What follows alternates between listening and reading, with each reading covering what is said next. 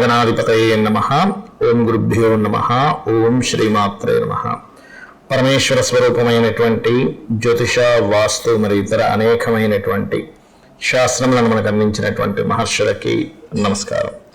హయగ్రీవ హయగ్రీవ హయగ్రీవేతి యో వదయత్తస్స నిస్సరతే వాణి జహ్నుకన్యా ప్రవాహవత్. అరుణాం కరుణాతరంగితాక్షీం ధృతపాశాంకుశ పుష్పబాణ చాపాం అనిమాది విరావృతాం మయూకైః అహమిత్యేవ విభావయే భవానీం. శ్రీమాత్రే నమః. ప్రేక్షకులకి ఆ లలితాంబిక అమ్మవారి యొక్క అనుగ్రహం పరిపూర్ణంగా కలగాలని మనస్ఫూర్తిగా కోరుకుంటూ, ఈరోజు వార ఫలితాల్లో 2వ తేదీ నుంచి 8వ తేదీ వరకు మార్చ్ మాసంలో గ్రహస్థితి ఏ విధంగా ఉంది అని చెప్పి చూసుకున్నట్లయితే, మీనంలో రాహువు, చంద్రుడు, శుక్రుడు, బుధుడు ఉన్నాడు. ఈ యొక్క చంద్రుడు ఈ వారం రోజుల పాటు మీనరాశి నుంచి మిథున రాశి వరకు సంచరిస్తాడు. అదేవిధంగా వృషభంలో గురువు, మిథునంలో కుజుడు, కన్యారాశిలో కేతువు. ఈ యొక్క రవిశనులు ఇద్దరు కూడా కుంభరాశిలో ఉన్నారు. శని కంబస్ట్ అవ్వబోతున్నాడు. కాబట్టి ఈ యొక్క విషయంలో కూడా కొంత జాగ్రత్తగా ఉండాలి. అయితే ప్రతి లగ్నము వారికి, లగ్నం తెలియని వారు రాశి వారికి ఎటువంటి ఫలితములు జరగనున్నాయి, ఏ విషయాల పట్ల జాగ్రత్తగా ఉండాలి అనేటువంటి అంశాలు మనం ఒక్కొక్కటిగా చెప్పుకుందాం. అయితే ఈ విషయాలు చెప్తుంది నేనైనప్పటికీ కూడా చెప్పిస్తుంది సాక్షాత్ లలిత అమ్మవారిగా భావిస్తూ ఒక్కొక్క లగ్నం గురించి తెలుసుకుందాం. కన్యా లగ్నము, కన్యారాశి. కన్యవారికి లగ్నంలో కేతువు, దశమంలో కుజుడు. ఇది ప్రధానంగా ఉద్యోగము, ఉద్యోగ ప్రయత్నము, సిబ్లింగ్స్ ద్వారా లేదా కొన్ని ఆకస్మికంగా కొన్ని కోపాలకి, కొంచెం అగ్రెసివ్ నేచర్కి గురవడం వల్ల ఉద్యోగం మీద ఎఫెక్ట్ పడనుంది. కాబట్టి ఈ యొక్క విషయాల్లో కాస్త జాగ్రత్తగా ఉండండి. ఫైనాన్షియల్గా అయితే మంచి యోగం ఈ వారం బాగుందని చెప్పుకోవాలి. కొంతమంది పరిచయాలు మీకు మంచి ఫలితాలను ఇస్తాయి. ఏదైనా ప్రాపర్టీస్ కొనుగోలు చేయడానికి, కొత్త కోర్సెస్ చేయడానికి చాలా అనుకూలమైనటువంటి గ్రహస్థితి మీకు ఇప్పుడు నడుస్తుంది. కాకపోతే ప్రేమ వ్యవహారాలు, సంతానం గురించి చేసే ప్రయత్నం, సంతానం యొక్క ఆరోగ్య విషయంలో కొంత జాగ్రత్తగా ఉండండి. శత్రువుల వల్ల కొన్ని విషయాల్లో స్ట్రక్ అవుతారు, గుర్తుపెట్టుకోండి. వివాహ ప్రయత్నాలు చక్కగా ఫలిస్తాయి, దానిలో ఎటువంటి డౌట్ లేదు. కాకపోతే ఉద్యోగ సంబంధించిన విషయంలో ఆల్ ఆఫ్ సడన్ నిర్ణయాలు కొన్ని తీసుకుంటారు. ఆ యొక్క విషయంలో మాత్రం చాలా జాగ్రత్తగా ఉండండి. గతంలో ఎప్పటి నుంచో ఆగినటువంటి కొన్ని అగ్రిమెంట్స్ కూడా కొంత మూమెంట్ అనేటువంటిది వస్తుంది, అందులో ఎటువంటి సందేహం లేదు. కాకపోతే లగ్నంలో ఉన్నటువంటి కేతువు, దశమంలో ఉండేటువంటి కుజుడు కొంత ఒక్కొక్కసారి చూడండి, వాళ్ళు చేస్తున్నటువంటి ఉద్యోగంలోనో, వాళ్ళు ఉన్నటువంటి స్థితిగతుల్లో ఎక్కడో ఏదో మార్పు వస్తుందేమో, అమ్మ ఏమవుతుందో ఏమో అనేటువంటి ఒక భయంలో ఉంటూ ఉంటారు. ఆ యొక్క విషయాల్లో చాలా జాగ్రత్తగా ఉండండి. అలాగే మరొక విషయం ఏంటంటే, ఇక్కడ గమనించుకున్నట్లయితే ఈ గ్రహస్థితి ఏదైతే ఉందో, ఈ గ్రహస్థితి పరంగా మీకు ఉద్యోగంలో ఎటువంటి ఇబ్బంది కలగకుండా ఉండాలంటే గణపతిని, స్కందుడిని ఆరాధిస్తూ మీరు నిత్యము చేయవలసిన వెంకటేశ్వర స్వామి ఆరాధన లేన మొదటిగా.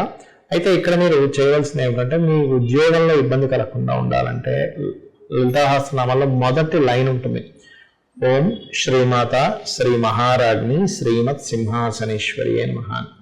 అది చేయండి, అన్ని విధాలా మీకు బాగుండడం జరుగుతుంది.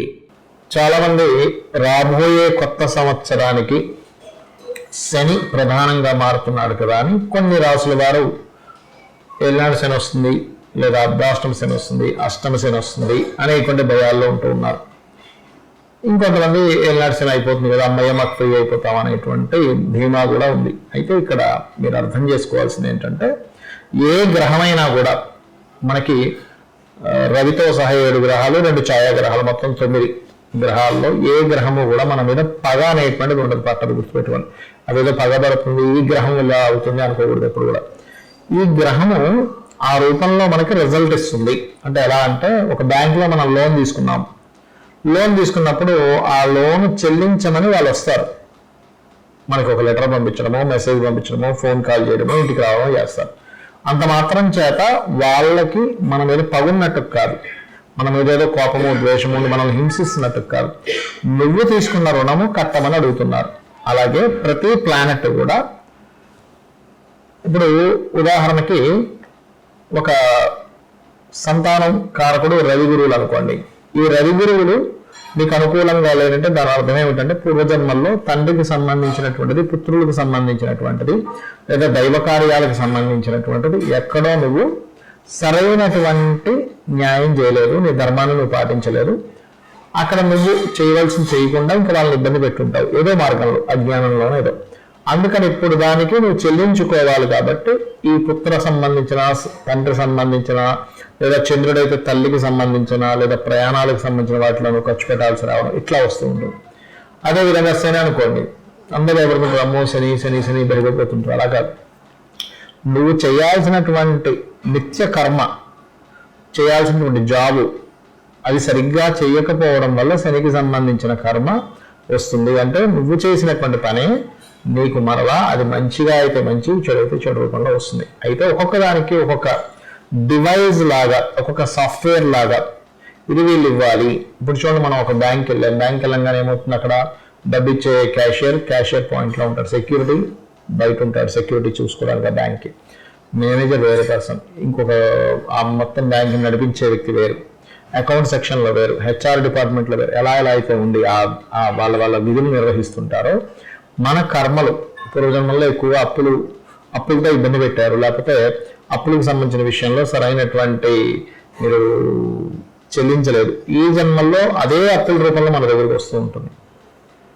అదేవిధంగా గురువుని దూషించాం, గురువుకు సంబంధించిన గ్రహం రూపంలో వస్తూ ఉంటుంది. అదేవిధంగా కొన్ని విషయాల్లో ఒక క్లారిటీ రూపంలో, ఒక మాయలాగా అవతల వారికి కొంతమంది అంటుంటారు సార్, చేతిలో అరచేతిలో స్వర్గం చూపిస్తాడండి, నిజానికి ఏమి జరగదు, ఊరికి అలా చెప్తుంటారు మాటలని. అంటే దాని అర్థం ఏమిటి, అలాంటివి ఏవో చేయడం వల్ల ఇక్కడ రాహు ప్రభావం చూపిస్తూ ఉంటుంది. అంటే మీకెవరో ఈ జన్మల్లో ఏదో ఆశను చూపించి నీ ధనాన్ని కొట్టేస్తూ ఉంటారు. అంటే మనకి జ్యోతిషాస్త్రం ఉన్నది దేనికి అంటే, నువ్వు ధర్మంగా నడుచుకోనట్లయితే, నువ్వు ఇంకొకరిని ఇబ్బంది పెట్టినట్లయితే, నువ్వు మళ్ళీ సేమ్ యాజ్ ఇట్ ఈజ్ ఆ కర్మను నువ్వు అనుభవించాలి. ఆ అనుభవించేటువంటి ప్రక్రియ ఒక్కొక్క గ్రహం ద్వారా నీకు వస్తూ ఉంటుంది. అంతేగాని గ్రహాలు మనల్ని ఇబ్బంది పెట్టాలని ఉండదు, అక్కడ మీకు ఏదో హెల్ప్ చేయాలని కాదు. మన కర్మ ఆ రూపంలో వస్తుంది అనేటువంటిది జ్యోతిషాస్త్రం యొక్క ముఖ్యమైన సారాంశం. అయితే దీనికి మరి ఒక్కొక్క దానికి ఒక్కొక్క కర్మను మనకు అర్థమైంది కదా. ఇప్పుడు పేరు ప్రఖ్యాతలు రావట్లేదు, తండ్రితో ఇబ్బంది ఉంది, లేదా పుత్రులతో ఇబ్బంది ఉంది, చక్కగా మీరు ఏం చేయండి అంటే వాళ్ళని గౌరవించండి. ఈ జన్మలో ఆటోమేటిక్గా ఆ కర్మ నలిఫై అవుతుంది.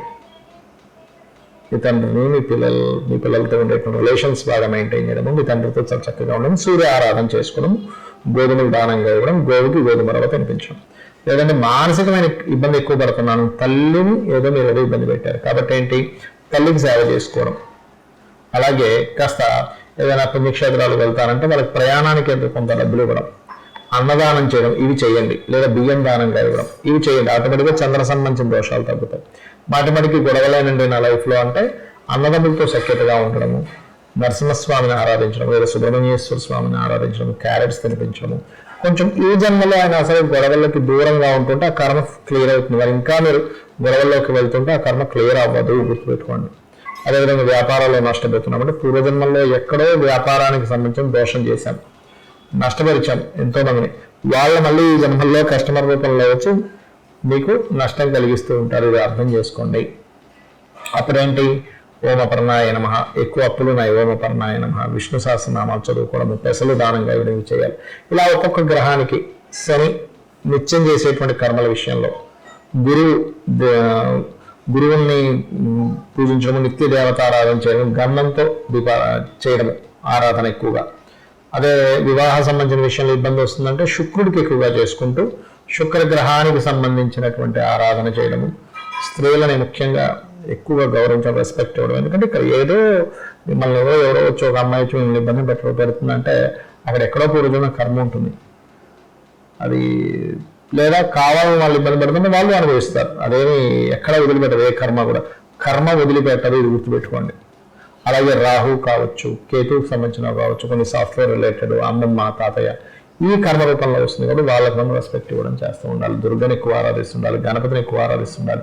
రాహుకైతే దుర్గా, గణపతి కేతువుకైతే గణపతిని ఆరాధన చేస్తూ ఉండండి, శుక్రుడికైతే అమ్మవారిని ఆరాధన చేస్తూ ఉండండి. అప్పుడు మీ యొక్క కర్మలు క్లియర్ అవ్వడం జరుగుతుంది. అంతేగాని నన్ను శని బాధిస్తున్నాడు, గురువు బాధిస్తున్నాడు, గురు బలం లేదు అని అనుకోవడం కాదు. ఆ బలము మీ కర్మ రూపంలోనే అది వస్తుంది. శ్రీమాత్రే నమః.